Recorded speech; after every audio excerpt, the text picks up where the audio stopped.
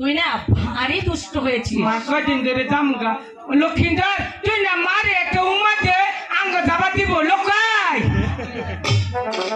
মারে একটা উমাতে মা যাবা দিব লখাই। তোমাকে আমি যেতে দিতে পারি বাবা, তবে একটি শর্ত আছে। ঠিক আছে বলো।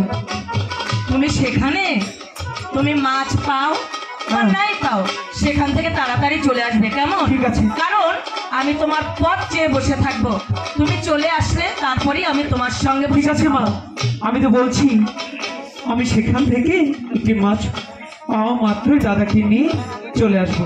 বলছি কি দাদা কি দুষ্টুমি করে না, মার কাছ থেকে ভালো করে বিদায় নিয়ে আধার বসে নিয়ে এসো, আমি তোমার জন্য প্রাসাদের মাঠে অপেক্ষা করছি। ঠিক আছে।